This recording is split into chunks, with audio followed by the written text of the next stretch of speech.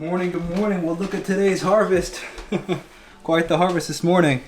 Dude, we have everything this morning. We have some eggplants, Japanese eggplants, which are the long skinny ones. Tons and tons and tons and tons of string beans.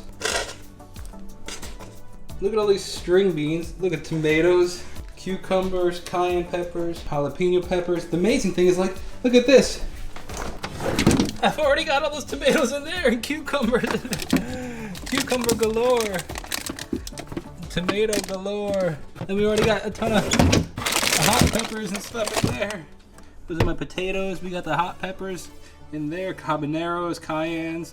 Oh my gosh, Scotch bonnets. This is craziness. Oh man, Jamie's on a baking spree. Yesterday was a chocolate chip cookies. Today is chocolate pumpkin bread muffin things.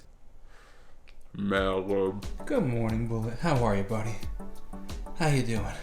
Alright, I gotta make some merch purchases, like today, or else they won't come in time for the concert. Yeah, this is so good. This is number 2 for the day. Shout out to Jamie.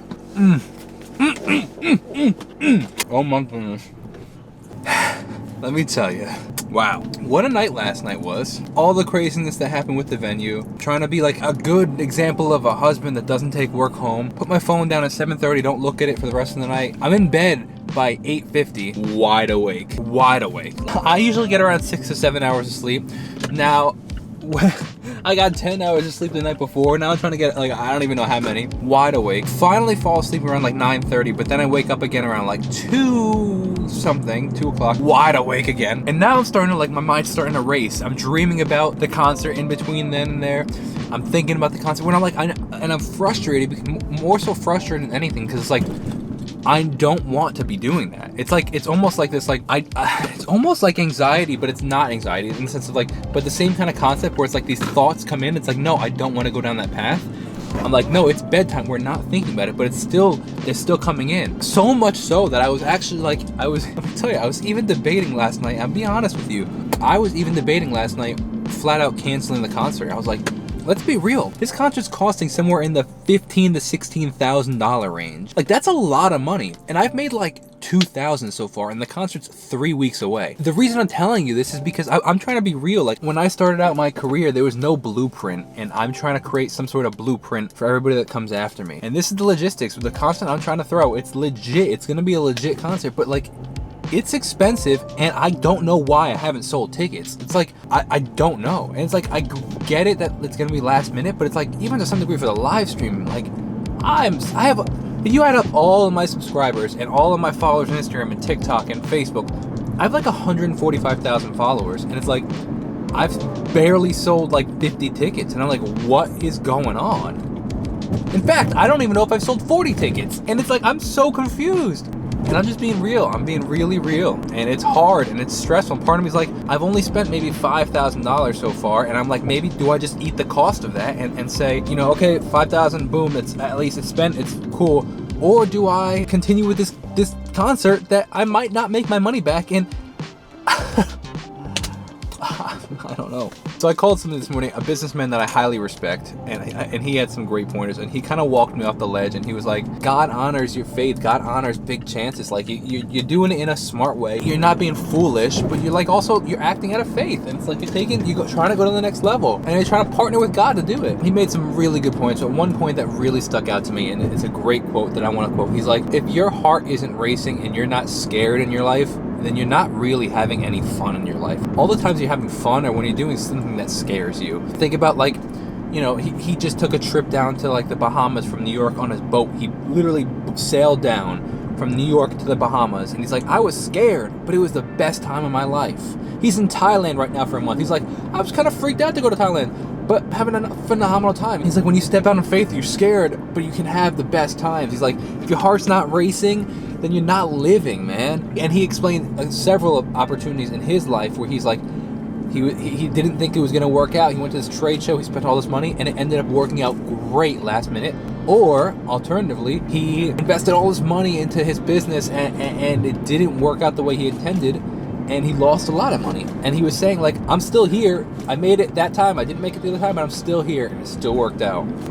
The faith faith. Keep the faith. All that being said, I'm on my way to meet Matt, the production manager. He sent out emails and got quotes for all the rental gear. I don't know, but I don't know. Where are the cameras? Am I on a movie? Like, you know what I was thinking this morning, actually? I have so much footage of planning this concert. Conversations, B-roll, and practice footage. It would actually be kind of cool if I took the 50 hours of video that I have, give it to an editor, and be like, hey, can you turn this into a 1.5 hour documentary? That would be sick. And then I could rent out a movie theater and invite all my friends and, or, you know, I don't even know, sell tickets. I would be sick if I could sell tickets, but I'm having enough trouble selling tickets to the actual concert. But it would be cool because I have all this footage. So I don't know. It's a cool concept. I might actually do that. You know, I don't know. I like that idea a lot. I will see. So if we do a load in at 2 p.m., I usually like 3 hours before the band hits. Okay. So if the band's aiming to be there around 5, that works with everyone's work schedules. 5 o'clock soft start, 6 o'clock rehearsal start. If anyone can't be there on the earlier end, like anyone who's working needs to drop their equipment off the night before or the day before, and we'll arrange that with Dom. Even like if Devin has the day off, cool, come over, drop your drum kit. You're welcome to hang if you want. I can get everything running. We can, you know, work out the brain plan for everyone. I'm gonna create a documentary. Might as well. Might as well. Might as well. Exactly. And you show the format of like what the modern music, like what it looks like to try to do it these days. As that. Oh that's my gosh, the way to do it. Like actually, I could like. That's almost, a whole second thing. Yeah. Yeah, man. It's a whole second thing created. It's not just Jacob Restituto. It's how the modern musician functions. This is. Matt. There has to be at least one scene of you crying in the shower. Like just. There was almost a scene of me crying this morning, bro. I was like, cause like Bro, I don't know what's going on with ticket sales. What's going on? Your payoffs here with what you have are a ton of content for your page. You have all your music live with the band, recorded, videoed, multi-angled, changing shirts and all that stuff so you can use a lot of the footage and all that kind of stuff. Weigh it against, is it $15,000 of content creation? And is that something you want to pay on I spend an extra $2,000 to have a guy edit all my 50 hours of video and turn it into a little documentary. Mm-hmm. It's a whole nother thing, too. But that part doesn't have to happen right away. Exactly. But I'm saying, like, that wouldn't happen if I don't go through with this. Exactly. Yeah, I'm winning Sundance Music Festival the next year with this thing. Right. I didn't even think about going that route, too. Like, going that wide with it. That would be the way to go. How sick would that? I mean, I just thought about it right now. That would be very cool. COVID ruined shows.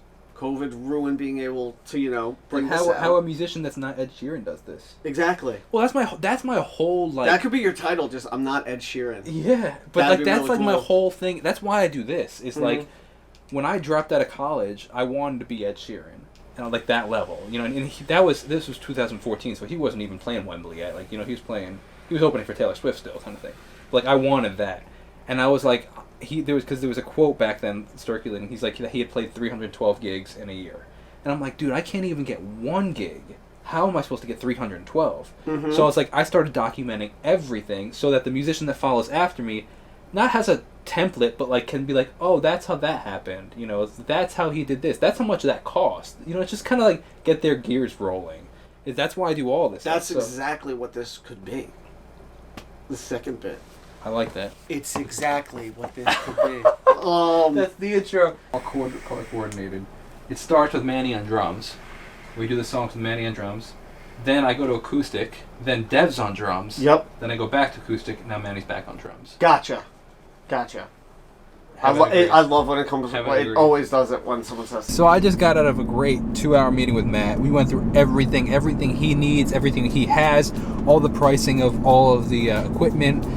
And he took my idea of the documentary to the next level. Actually, he triggered some ideas in me. I was like, you know, we could rent out a thing. He's like, and then he's like, yeah, you know, you could pitch it as this whole like putting on a concert as a musician. And I was like, as a up and coming musician, I was like, oh shoot, I could pitch it as that and then sell it to like these production companies, like turn it into something. Like that's kind of cool, man. But we wrapped up everything: pricing of structures, pricing of equipment rental, which is less than I thought, which I'm glad. Got a lot done. Recorded the whole thing, man. Documentaries coming. Jacob Restituto presents More Than Music, live from Melville. Documentary.